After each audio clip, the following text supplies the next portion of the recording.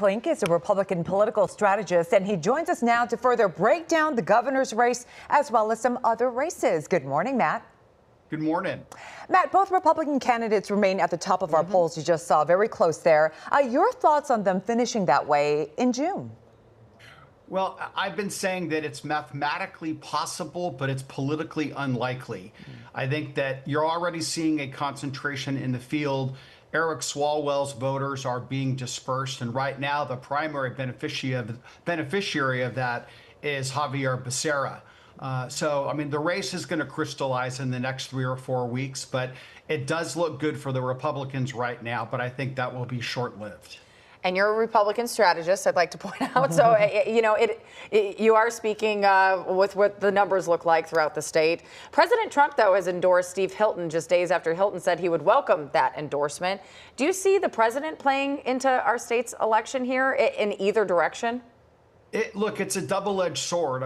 You talked about me being a Republican consultant. Elections boil down to math, and the math for Republicans in California does not work in our favor. So the Republican candidate, the leading one, Steve Hilton, getting the endorsement, of course, you always accept the endorsement of the leader of your party.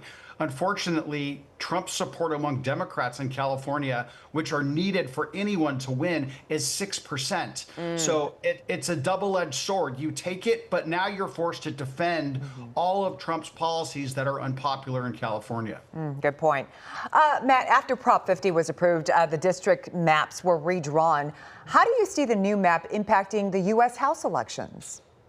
Well, as you know, the Republicans have a very slim lead in Washington, D.C. right now. I think it's 3 or 4 seats. The average party in power loses 22 seats in the midterm election. So it was always going to be a really good election for Democrats.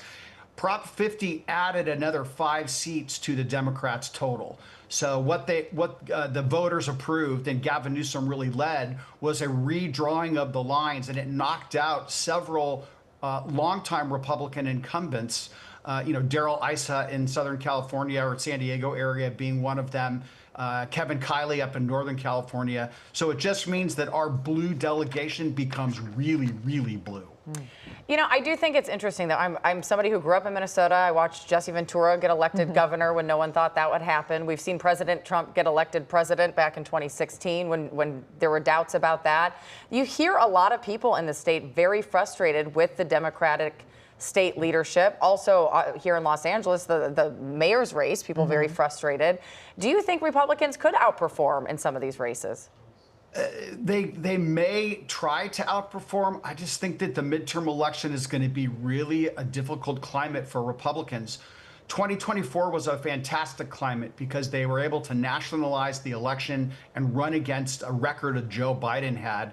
And now every Democrat, whether you're running for the state legislature or for Congress, they have to defend Donald Trump's records. And look, if I were fighting this race in Iowa or in Ohio, it would be a much different argument. Yeah. But looking at California, it's a really, really tough landscape for Republicans. So what they want to do is they have to localize the race and talk about the good things that they're doing in their district and hopefully not talk about national politics.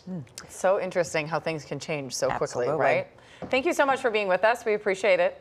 Thanks a million. Happy Friday. Happy Friday. Happy Friday.